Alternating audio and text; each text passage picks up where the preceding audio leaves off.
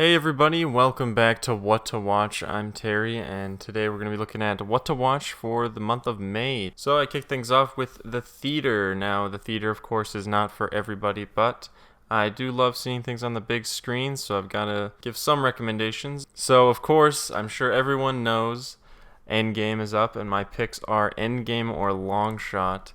And now I'm including Long Shot here because I know there's a lot of people out there opposed to Marvel movies, or they just haven't watched any and they aren't interested by them. Of course, I want to lead with Endgame, and this will all be spoiler free, but I have seen every Marvel movie, and the last 13 of them I've all seen in theaters, and I've never still seen a movie like Endgame until now.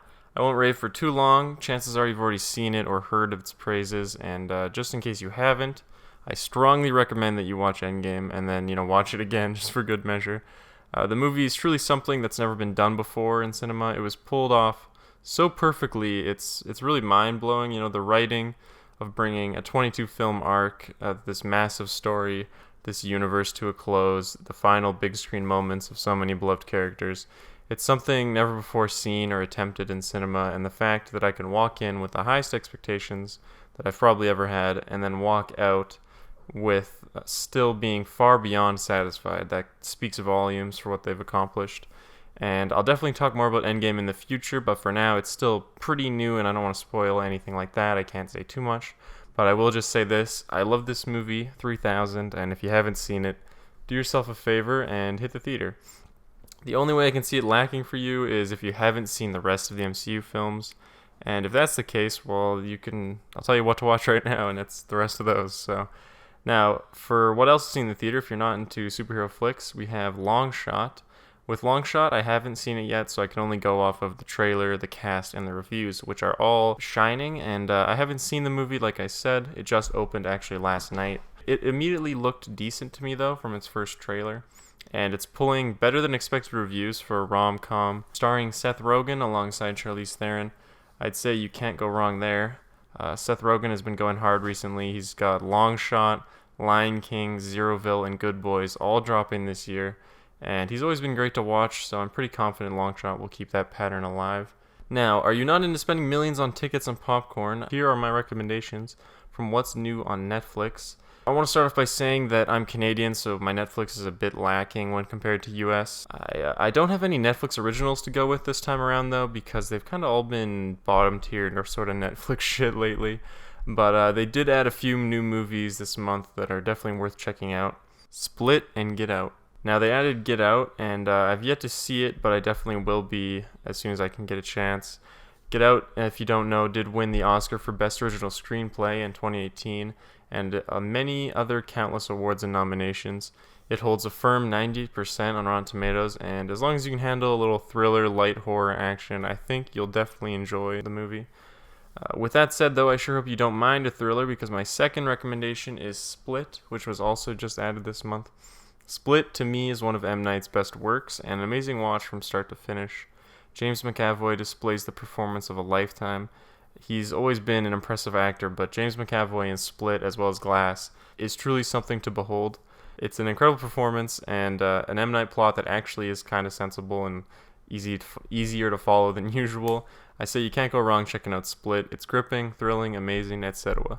Now, jumping from one streaming service to the next, here's my recommendation for Amazon Prime Video, You Were Never Really Here. A Prime original, this one, it's not going to hit home for everyone, and even for myself, it wasn't quite a home run, but I do recommend the watch. Joaquin Phoenix is a man I think nails every role that he takes, and he remains fascinating to watch on screen. In You Were Never Really Here, he does it again, portraying an extremely mentally troubled protagonist so well that it almost becomes painful to watch and observe his anguish. The movie itself is definitely hard to follow, but it still tells a sort of Taken-esque tale of vengeance and gritty action. Not something everyone will enjoy, I can definitely say that.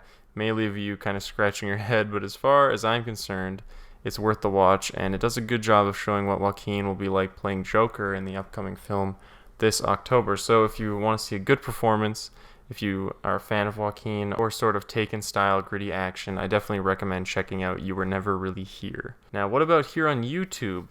Well, there was never really anything here on YouTube. Honestly, I've got nothing for you this time around.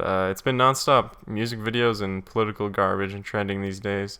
So nothing's really interested me from content creators on the site, besides, of course, the usual incredible gaming commentary channel, Player Select. They continue to knock it out of the park with their content, so I'd recommend checking them out. But off of YouTube, I'm going to start to wrap things up with my what not to watch and what to watch out for segments. So this month I'm going to go with this a movie that is still very far off, Sonic the Hedgehog movie. Now, I had an entire video made up yesterday about why I think the Sonic movie is a guaranteed success and can't fail.